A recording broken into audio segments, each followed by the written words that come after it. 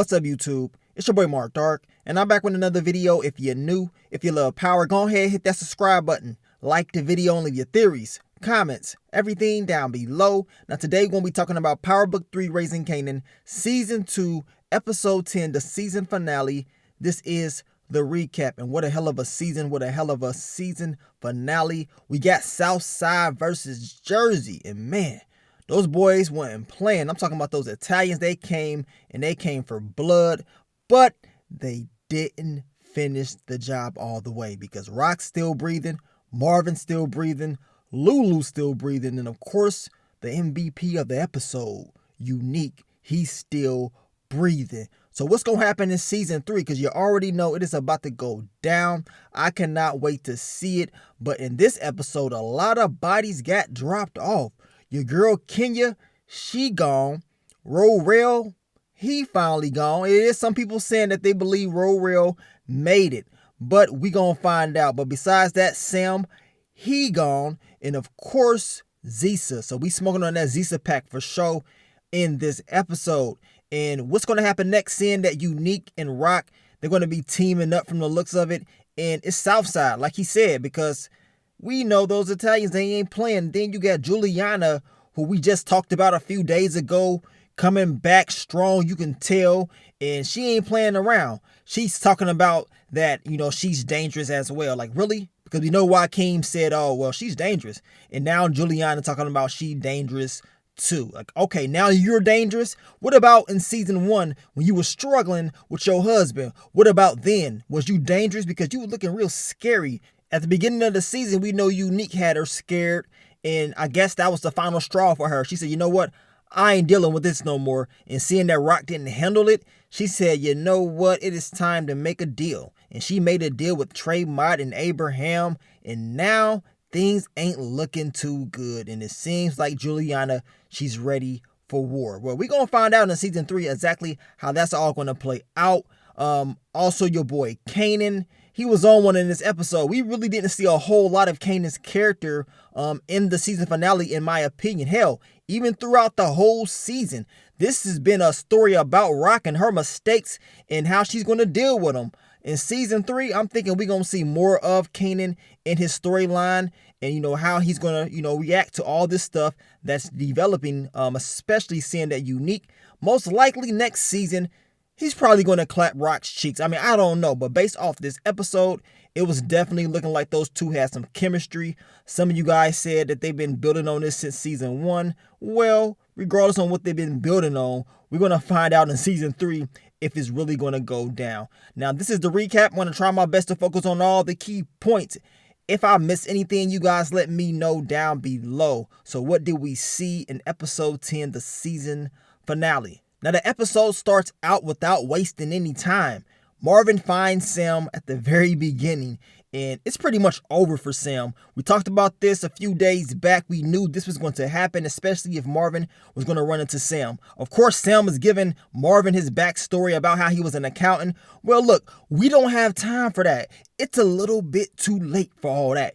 You gotta go, Sam. Plain and simple. Bye. Body number 1 dropped off. And now we go into the next part of the episode where we see Rock and Unique. And we know Rock, she's just checking to make sure Unique ain't plotting and planning with the Italians. This is what the description stated, so we knew this was going to happen. But Unique is spitting game. Unique trying to get at Rock. You know what I'm saying? And Rock, low-key, hell, high-key, she's feeling it, but she's kind of trying to play it off for real. She wants to do business with him. She's telling him she's about to expand, and she wants to bring him along. But Unique said, look, I ain't taking orders from nobody. I got my own thing going. Me and Rail, we setting up shop. We gonna be good. But Rock gave that little smirk because she knew she liked what Unique was telling her, right? And it would be crazy if Unique and Rock got together as a couple. It will be deadly for a lot of people, y'all. It's going to be a crazy Season 3. Now, we get to Lulu and Zisa, and Lulu already pissed off because he's going over these documents, and he already know he's screwed. He already know his sister done made a deal. He just wants to make sure everything is 100%, confirmed in his head. Now, Zisa, she done got, a song that she's been working on. She's talking about she's an artist. The song sound just like Real Love Mary J. Blige. At least the beat do. The beat was very similar. And hell, her other songs got similar beats from the 90s as well. Zisa, you ain't doing nothing special. We already heard these songs before. Trying to act like you putting in work. You ain't doing nothing but making your remix version. We can hear the sample behind all that noise. Now, we get to your boy Corey, and we get the full conclusion of this storyline, this fan theory about how Kenya really knew. And she sent Corey to go on in to see if Jukebox liked dudes or not. So he was a part of the game plan the whole time. We talked about this in that fan theory video. A lot of you guys did mention that y'all believe Kenya set all of this up, and you guys were right. But we know Jukebox beat the brakes off Corey. He ain't got no hands at all. Jukebox got the hands, and I'm glad he got what he deserved, because he was running his mouth like he was big and bad. Like his whole demeanor changed. Like, really? Dude, you not tough? And Jukebox just proved that. She ended up getting hemmed up by the boys. And when this happened, I already knew what time it was. I already knew who was going to get her out. I'm pretty sure y'all knew too, because this was the reasoning why Jukebox gave Detective Burke a little bit of intel, right? Now, we get to the legend. Tony Danza, he is playing Stefano. We talked about his character a few days back. We're going to go a little bit more in detail this week. But he is the godfather of the Mafia. He ain't playing around. And he runs stuff. You got to go through him if you're going to be coming to his town, doing any type of business. Rock already went to him and told him about the deals and the issues that she had with Sal Boselli. Sal is coming in. He's checking in to make sure everything's good before he turns up. And Stefano ain't really trying to be dealing with all this mess. He tells Sal, like, look, you need to handle this and handle this quickly, because he doesn't have time for it. And he says, look, you stay over in New Jersey. You know what I'm saying? We dump our trash in New Jersey. And he tells Sal that he's not getting involved. So his issues with Rock is going to be his issues. He ain't got nothing to do with it. So Sal Boselli, he will be going up against Rock, but he would not have the help of Stefano, which he probably wanted. But we're going to see how this whole thing is going to develop in season 3. They say he will be more involved next season, and I cannot wait to see how he's going to be doing business. Now, Kanan decides to steal product once again from his mother's organization. Marvin picks up on it, and he realizes, like, okay, so that was Kanan that did this the first time. Kanan is like, look, he ain't got time for this. This is his product. He can take and do whatever he wants, and he doesn't care if he goes back and tells Rock, because it's his. Rock told him earlier on in the season that this throne, everything is his, and Kanan really took that to heart. He feels like he can do whatever he wants to do, and especially since his mom's been lying to him, he ain't having it, so he's definitely testing those waters. Rock did say that she's going to handle Kanan, but she didn't really get to do that in this episode, right? Now, we talked about Old Man Willie a few days ago and how he was the person that cracked that door. Well, it wasn't Breeze. So all the people that saying that it was Breeze, it wasn't Breeze. This ain't Breeze's granddaddy. Stop it. Breeze ain't in this episode, plain and simple. Now, Old Man Willie, he wasn't about to give up any intel. He was questioned about, if he heard or saw anything, and he pretty much said nothing. We're going to see in season 3 if something does happen. I just don't think this is the last time we are going to see this guy, and also this connection that he's going to have, knowing this information and how famous will be dealing with it. Now we get to Detective Burke and Howard, and they find the bodies of Sam and his other crackhead junkie friend that was right by him. We know Marvin took them out, and Detective Burke, she believes this is the execution or whatever. She believes this was all a setup. Detective Howard, of course, is going to deflect and say, look, this was just about drugs or whatever they hide. That's it. It's nothing more than that. And Burke is like, man, she got a feeling that this has something to do with him knowing intel about your shooting. And Detective Howard, once again, is like, look, what the hell are you doing? Just stay away from this. Like, why are you keep digging at this after you were told to step down? And he's pissed off. He can't take it no more. Burke, you should already know that he coming for you. But I guess Burke did not 100% know that Howard was doing things behind the scenes to make sure she was going to be struggling with this whole investigation. And we know Jukebox does help her out later on in the episode with getting some more intel on this. Now, we get to your boy Marvin and Rock. And Marvin is telling Rock, like, look, Lulu was solid.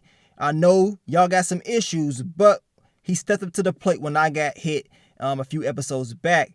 And he just doesn't want people to get hurt. And Marvin also tells Rock about Kanan taking product. And I told you guys, Rock is talking about she going to handle Kanan. Well, you didn't get a chance to because you was too busy dealing with the Italians and dealing with all your mess. So that did not happen. This whole storyline is far from over. Now, Jukebox gets word that she's going to be able to get out of jail. And we know who helped her out. Detective Burke. Thirsty ass Detective Burke. She helped her girl Jukebox out once again. And Burke is like, look, you owe me. And I told you guys, Jukebox most likely will tell Detective Burke something. She didn't necessarily, give her intel on Kanan and Detective Howard being his pops. She didn't say anything about that, but she did tell Burke about maybe it's somebody coming for you and maybe you need to watch your back. That's all she really needed to say. Burke already knew, like, okay, it's only one person that would do me in dirty that Jukebox will know about. So she put two and two together and she knew it was Detective Howard. So even though Jukebox was telling Kanan last episode she don't deal with the police and all that stuff, well, that's a damn lie. We knew that was a lie. Hell, everybody should have knew that was a lie. Jukebox is a damn cop in the original Power. So we know she was going to be talking eventually about something. I mean, we ain't going to sit up here and say she's a snitch or nothing like that. But when it comes to giving up some type of clues or intel, we knew eventually Jukebox will give Detective Burke some type of answers about something. She had to help her out, especially seeing that Detective Burke has helped her. So this is why Jukebox did what she did. On top of that, she felt some type of way about Howard lying on Detective Burke about Nicole and the drugs. And that did not sit well with Jukebox. Now Marvin, Lulu, the boys, they get ready. They got the ski mask on. It's about to get real bloody. And they were able to drop off a few of them. But Salvo Sully did not get hit at all. He was inside the building. He came out once everything was done. But man, I was just hoping he'd get clipped somehow, some way. At least get hit. But they're going to save that for later down the line with Salvo Sully. But he came out all late. Look at him. You a little bit too late for the Christmas pageant, ain't you? Look at you. It's a little bit too late. You should have already been out there with your strap and got smoked real quick because you wasn't going to make a difference. That little strap was not going to do anything. Now we get to Kanan and Famous is like, man, didn't Rock tell us to stay off these corners? Kanan don't give a damn. Kanan in this episode is doing exactly what he wants to do. I believe he was moving with too much emotion. He was just pissed off at his mom for lying to him. And it ended up costing him when it came to Detective Burke catching him slipping. Now, Lulu goes to the bank and he said, you know what? I need to find out if this is 100% true. Crown Camacho and Rock did make a move together. They did make a deal, right? And we didn't see it on screen. We just heard Crown talk about this at the very beginning of the season. And I guess upon Crown's death, Rock has gained his, share of the company. And now Lulu was pissed off because he's like, man, I didn't know nothing about this. But the sad thing is Rock told him that Crown went behind his back to try to make a move with her. He just didn't know that this deal actually went through. And we know they're going to have a conversation later on in the episode about this. Now, Rock, she goes and she has this conversation with Tremont and Abraham. She believed that everything that they talked about and agreed upon, she believes everything is good, especially after helping out Abraham, getting him out, getting Cartier Dunce out the picture. Now, we talked about this whole fan theory weeks ago about this big move with Tremont. Is it a big move or is it a big mistake? Well, in this episode, we found out that it was a big mistake. I told you guys in the past, Rock, you cannot be dealing, or doing moves with people you don't even know like that. You don't know all the details about this dude. You just met him. Hell, he even told you that. He said, look, you just met me 3 hours ago. You already want to do a deal with me. So this is Rock's mistake. And she knows this. She knows she should have never have done this. And he tells her that he does not want to have to deal with the middleman anymore. I mean, Cartier Dunce was already enough. And he feels like she may be worse, especially after last episode when he told his boy Abraham that she may be a little bit more cold-blooded than Cartier. So on his behalf, it makes a lot of sense. And this is why he said, you know what? I'm going to step aside around her, make that move with the Colombians, with Juliana, and call it a day. And seeing that Rock got issues with Juliana because she did not want to handle Unique, that cost her. So this is the consequences of not taking down Unique, because if she had done this, that means Juliana most likely would have told her about Tremont, and this deal would have never went down. And Tremont most likely would have said, you know what,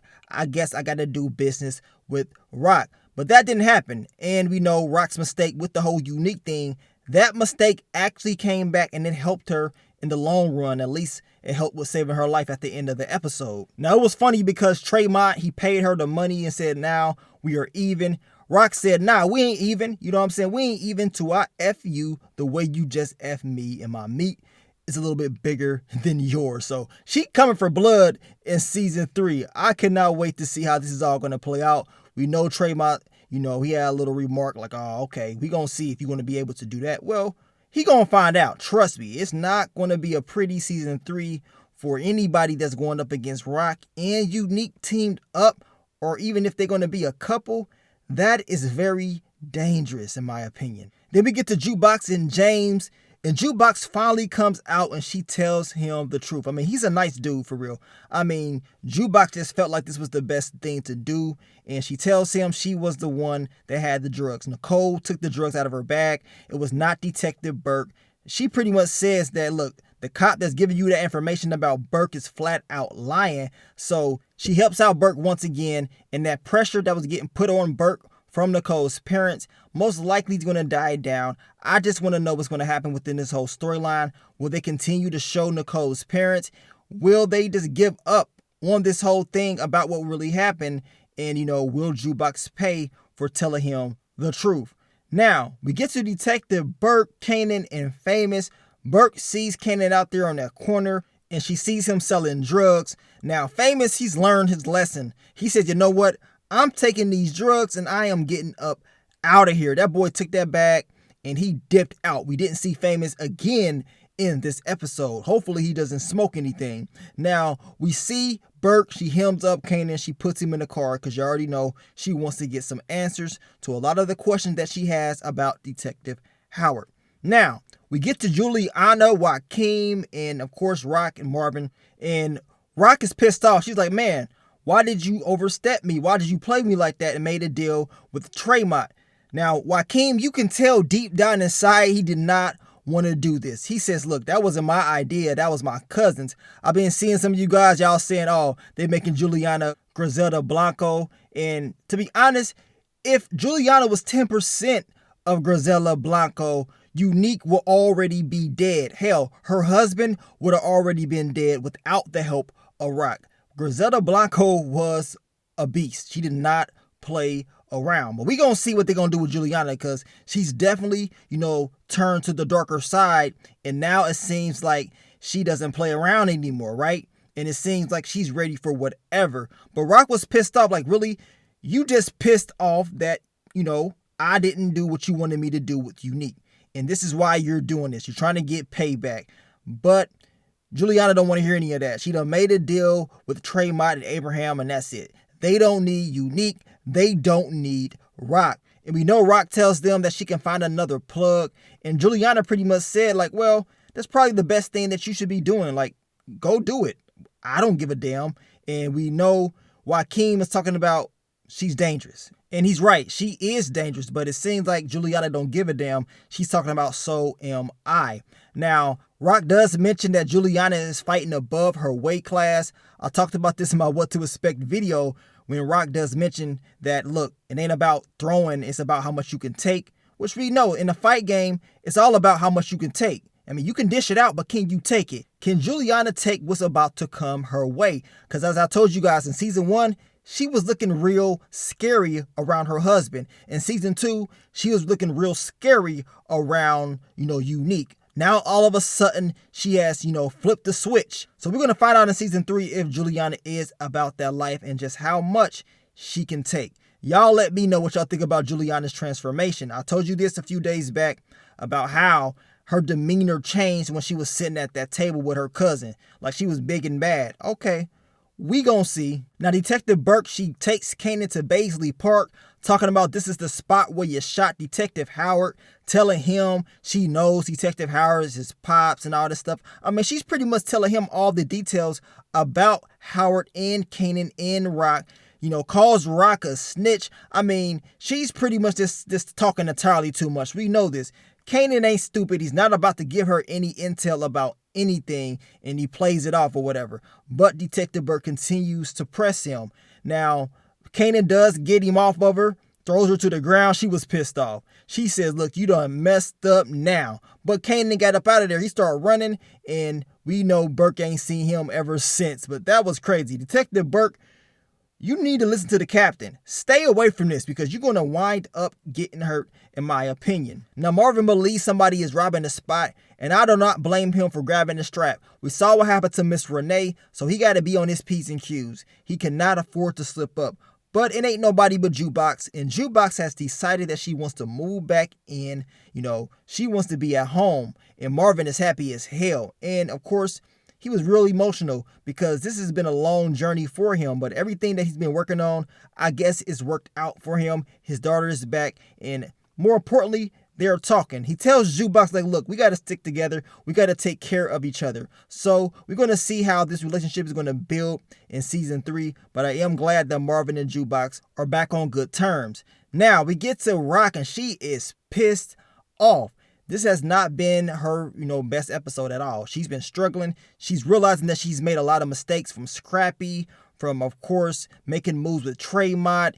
I mean, it hasn't been good for her, and she's very upset. She's reading a little letter about her new home, and she can't take it. She throws that to the wall. She's pissed off. On top of that, we got Lulu coming in, talking about he knows about the deal that she made, with Crown Camacho and how she did not tell him. So, of course, they go back and forth. They're arguing. And Patina Miller, this girl, she's a beast, y'all. Let's put it like that. She is a beast. Just the way she, she delivers the Rock character. You think she's not acting at all. That's how good she is. And you can feel that energy from her. She tells Lulu, like, look, I own you. You know what I'm saying? You talking about your label is your label, but we know the money is coming from who?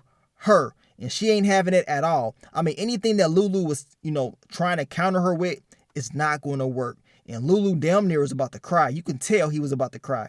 And for a moment, it seemed like Lulu was like, okay, I got to kill you. But Lulu said, you know what?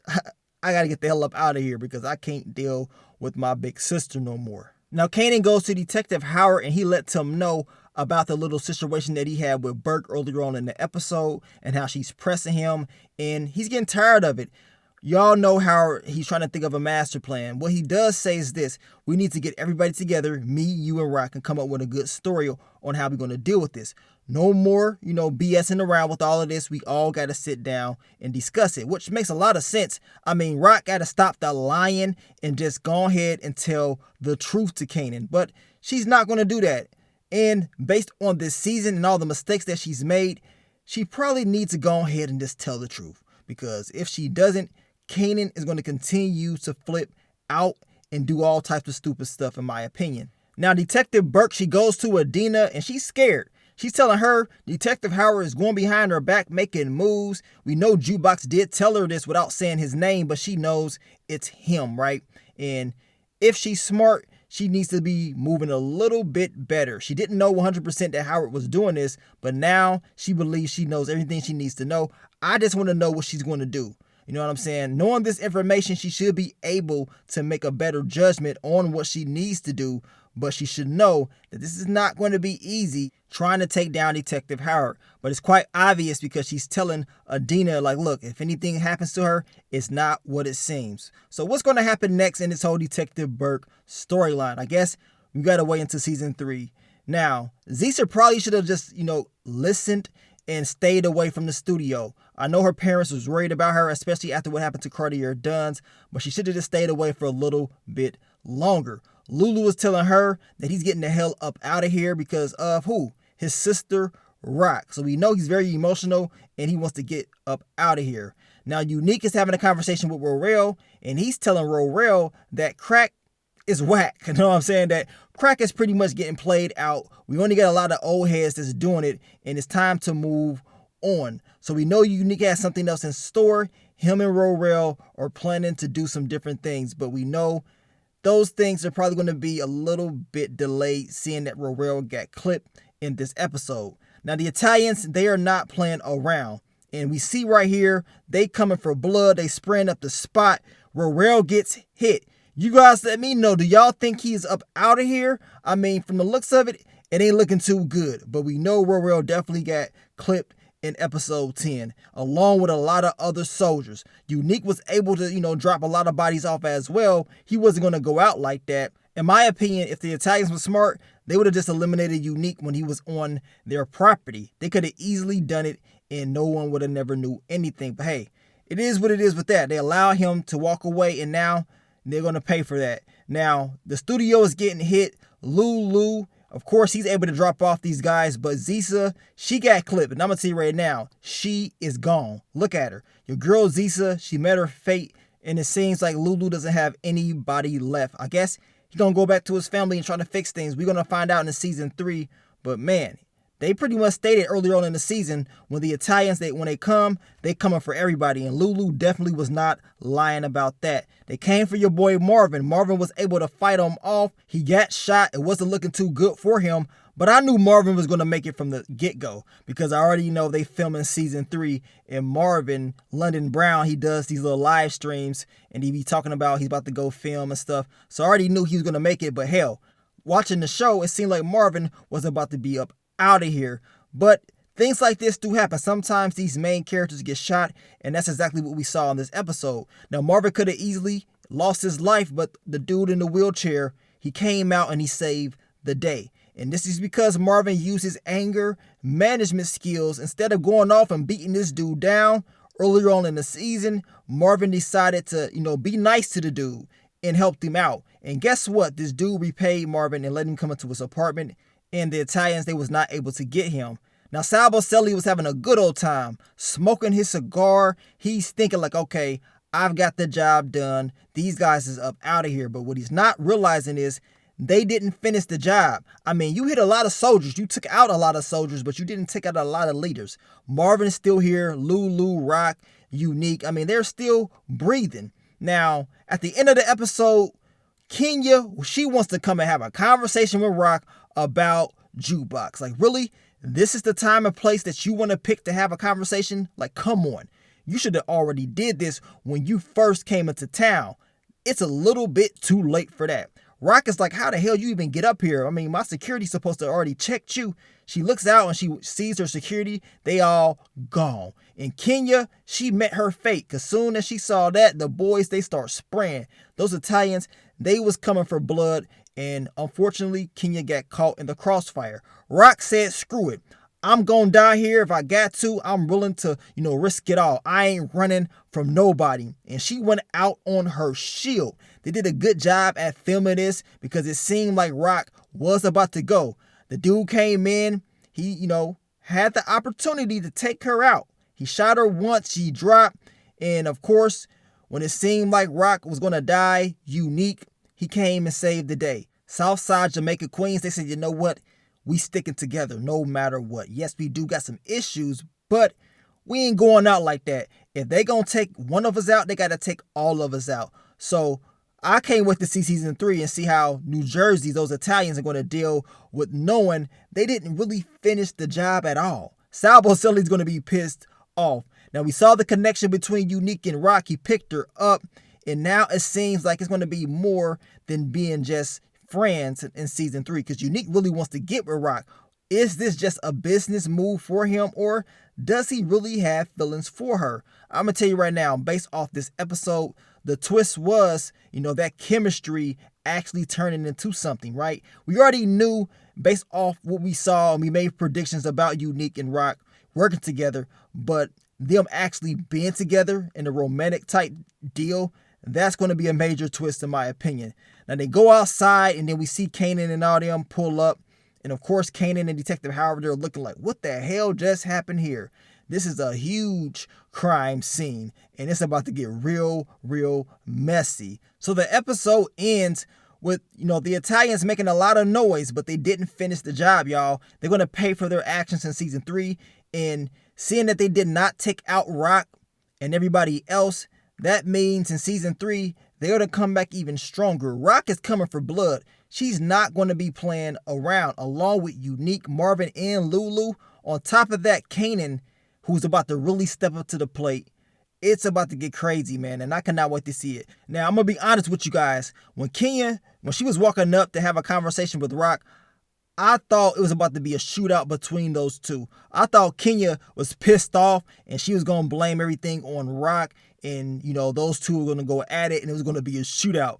But that did not happen. It was a shootout, but the Italians was the ones that came in for blood. But I'm going to tell you right now, based on how Kenya was looking, I was like, okay, she about to get real crazy in this last scene with Rock, and she going to be pissed off.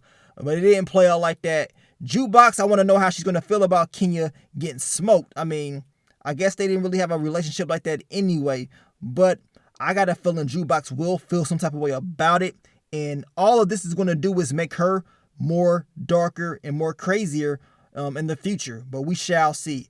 Y'all let me know, what do y'all think about the season finale, Power Book 3, Raising Kanan Season 2? They're already filming Season 3, so we shouldn't have to wait that much longer. I guess we still got a year left. The good thing is, in 2022, we got a lot of shows, y'all. A lot of shows. We got, of course, Power Book 2 Go Season 3. A lot of the fans are ready for that. We also have BMF Season 2. And we got Power Book 4 for Season 2 as well. Those shows are all done filming. Power Book 3 is filming right now. So that's good news for us Power fans and the people that watch BMF. I know we got the BMF documentary airing today as well. You guys let me know what y'all thought about that. I'm going to check it out. I was too busy watching this and soaking it all in, but I will get to it. But y'all leave y'all predictions down below. How y'all see it playing out in Season 3. Will Unique be able to finally clap Rock's cheeks? I mean, I guess he saved her life, so I don't see anything wrong with it. Might as well, especially after what we saw in this episode, y'all. But only time will give us that answer. But I want to thank you guys once again for all the love that you showed me for Power Book 3 Raising Kanan. Once again, another installment of Power, another season completed. And now it's time to move on to the next and prepare for the next season and prepare for the next shows to come. But thank you guys for all the love, all the support, and now I'll catch y'all on the next one. But let me get up on out of here, man. It's your boy Mark Dark. I'm out. Peace.